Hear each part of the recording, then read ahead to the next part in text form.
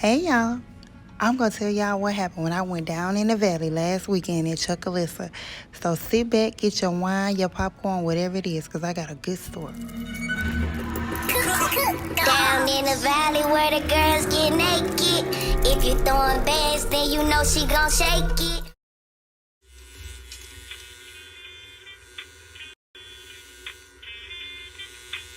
Did you pick up yet? Then I say I'll go tell you the last 5 times yet. Lord. Ooh, bitch, hen things now. You keep up with this pace, you have a nigga walk out the house looking crazy. Where you gotta be? You trying to look all cute? Nowhere. You show more secretive than a Janet Jackson lyric. No. All I'm saying is that you got a lot of secrets, LaMarcus. And I ain't gonna be one of them. So episode 8 starts off basically where it left. You have Uncle Clifford and Lil Murda sitting inside the kitchen. And apparently Uncle Clifford is a jack of all trades because he is lining up Murda's hair and baby, it is looking fantabulous. They're basically having a discussion about the fact that Uncle Clifford does not want to be a secret, and Murda feels like they've gotten past that point, as if they are basically establishing everything is understood. It seemed like Uncle Clifford may have been concerned about Murda going outside of their relationship, but Murda basically let him know, hey, if I did go out, I was protected. Like, no STDs to worry your pretty little head about. This is Clifford Sales. I'm trying to get an update on my grandmother, Miss Ernestine Sales. So Uncle Clifford checked up on Grandmother Ernestine, but they had no news. The lady basically had a nasty attitude and was like, look, didn't you just call the last 25 minutes ago? No news is good news, as if she was being a bother. But I hope she gets well because I really like her character. I'm not ready for her to leave the show. So moving on.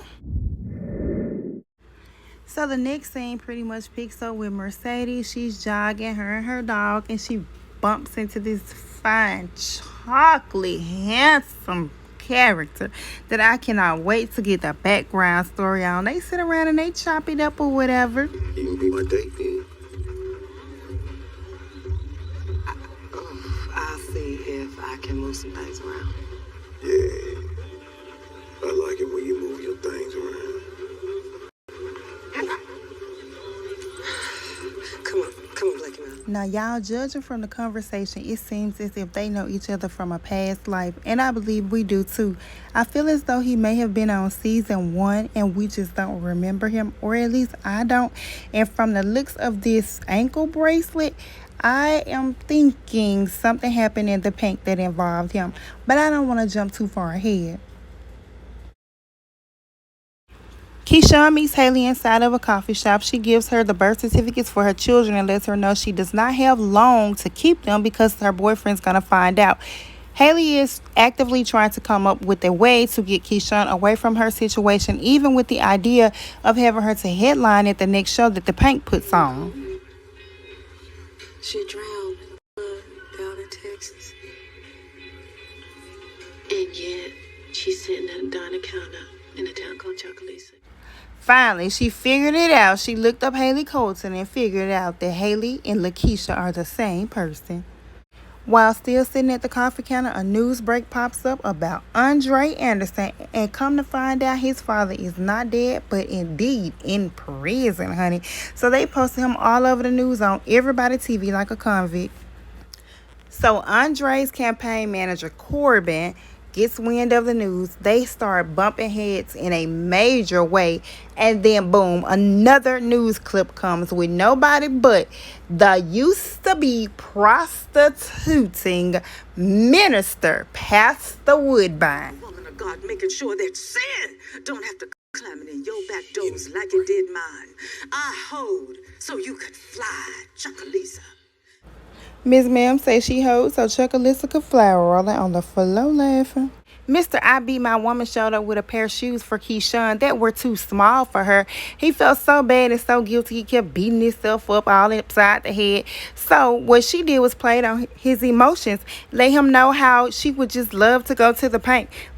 He told her, yeah, she could go. This gave her an opportunity to go get the money. So Corbin goes in and has a meeting with the guy who leaked the information about Andre. It didn't go nowhere.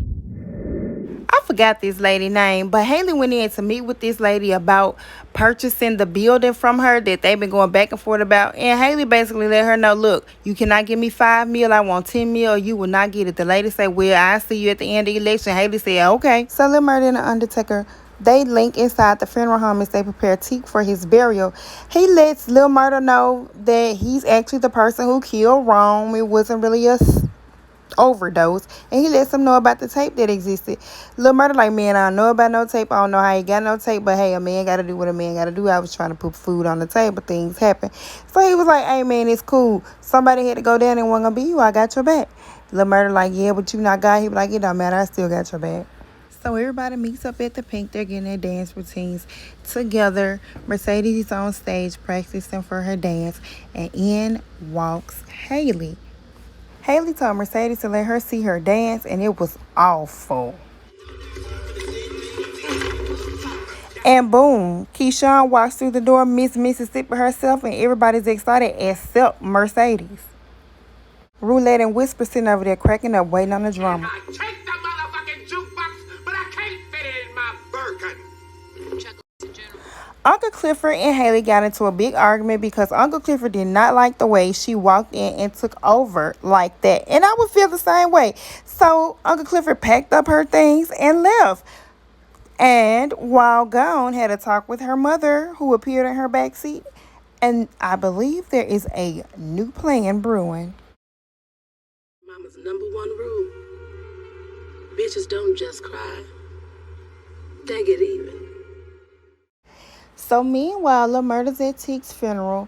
They show a lot of love towards him. Those who knew him in the movie, those who didn't. I just love how that everybody laid a necklace on his stomach, whereas most people do a flower. They did necklaces. It was just so unique and so loving and so just urban. Your spirits leave your body and your mind clears. The rigor mortis starts to set. Now you out of here. I wrote you an extra. Case get dark down in that hole.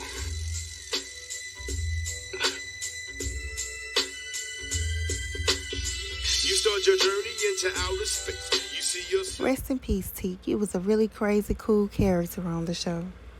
So while Mercedes trying to get this dance together, her daughter calls to let her know that her stepmom has pulled up and she's upset about the abortion. Mercedes gets to the house.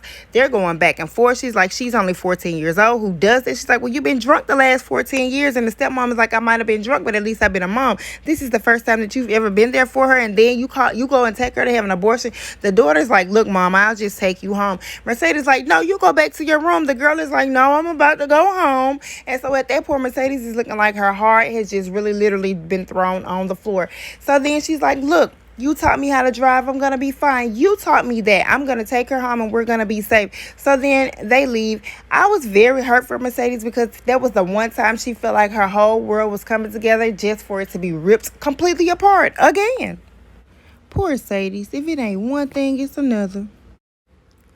Now, y'all, I honestly couldn't really get the whole gist of the conversation between Half and Half and Uncle Cliff.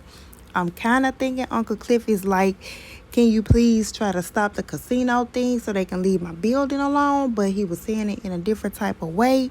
He was basically saying, like, you know, you're in the closet gay or whatever. I know your little secret. We grew up as little boys together. You used to get my toys, my baby dolls as hand-me-downs or whatever. You try to hide who you are. I am who I am. And then it was like he was just basically taunting him. But maybe y'all could help me out with the whole purpose of the conversation, because I rewound it and I replayed it, but I wasn't really getting it. Whisper and Roulette decided to go meet up with Mr. You Got D Sucking Lips. And baby, things went nice, things went good, then things went left. Honey, we found out why Roulette is called Roulette in this episode, because baby, if she didn't show out, it had my nerves on edge. Mr. You Got Nice D Sucking Lips decided he didn't want to pay what he agreed to pay, which made Roulette decide to let him suck on that pistol. Baby, they took the man's clothes, took the man's car, and left after performing oral with a pistol on the man. Roulette took the pistol and shot it at herself, took the pistol and shot it at the man. Girl, it got crazy.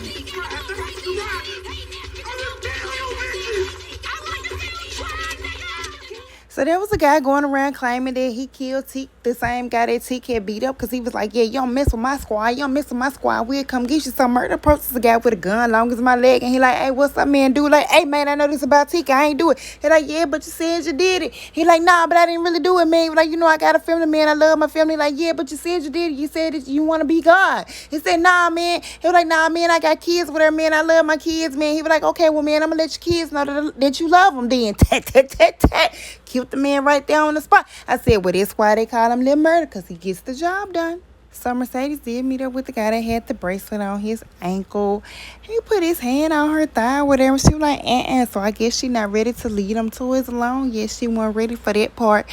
But anyway, they were basically holding a conversation, and she was just saying when she went in the room, she expected the three of them to come out. So it seems like she committed a murder and he committed a murder, and she confided in him about the murder, and she's aware of a murder that he's done.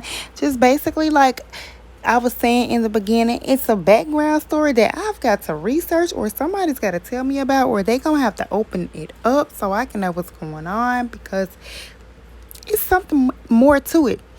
Basically, Haley, she's going to do some type of a fundraiser. They didn't go into detail about it.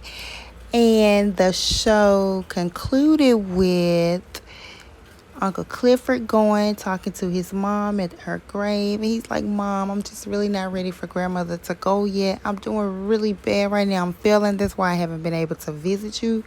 But, Mom, just please don't take grandma yet, or whatever. This scene was followed by Pastor Woodbine standing up in the pulpit being recorded as if she had a large congregation doing a sermon, but it turned out to only be her and the camera person. She was collecting all kinds of funds, but half and half. Corbin was outside. He donated $10,000 on the conditions that she dropped out of the race. She said absolutely not. So I guess we'll see where that leads. So yeah, that was my very first review, my very first video edit. So like, share, comment, subscribe. Let me know how you like it. That was P Valley Review Death Drop by yours truly, Amanda K.